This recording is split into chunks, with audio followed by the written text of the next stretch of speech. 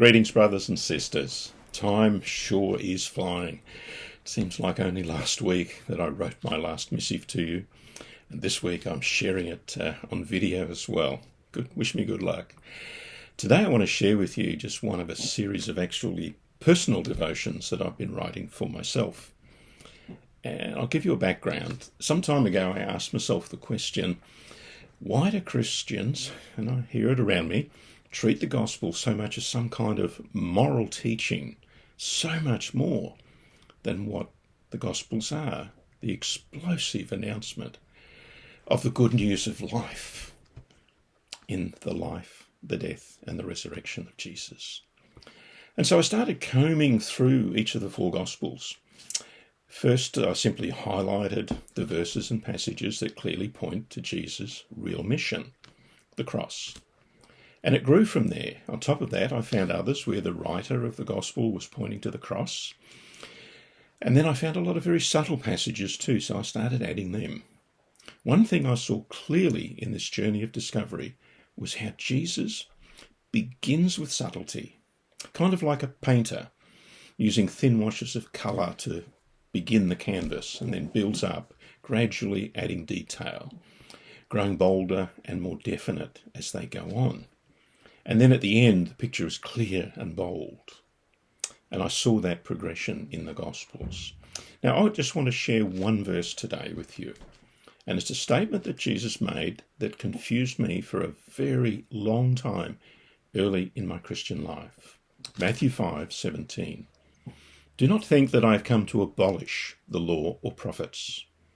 I have not come to abolish them, but to fulfill them. You can well understand how a young, ignorant Christian, young one, might be confused by that.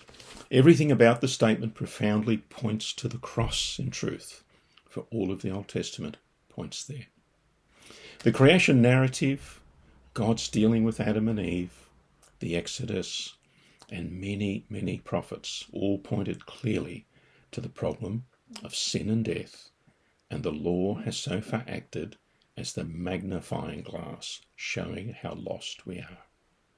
Also, of course, the endless sacrifices under the law have only served to show the severity of our brokenness and the inadequacy of the law and the sacrificial system to fully and finally deal with our sin state.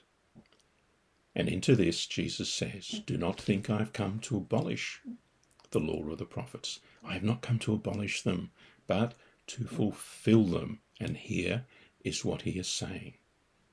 That finally, God's profound answer, foreshadowed in the Torah and the prophets, an acceptable sacrifice, a perfect lamb, steps into the limelight.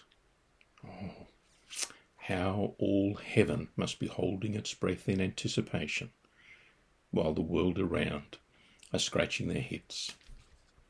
Do not think I have come to abolish the law or the prophets. I have not come to abolish them, but to fulfill them. And I want you to note well what Jesus is not saying. He is not saying that he has come to affirm the law. No, to fulfill it, to bring it to a full and satisfying conclusion. The perfectly cleansing blood of a perfect lamb. Yes, he would now do what no man or woman had ever been able to do, to live a perfect, righteous, holy life, free of sin, and die a perfect death for you and me. The fulfillment of the foreshadowing that Passover lamb is here at last. From that point on, the Old Testament law would still be in force for those not under the new covenant of Jesus' blood. But for those covered by his blood, a new law rules, written in our hearts. Galatians 3:24 says, so the law was our guardian until Christ came, that we might be justified by faith.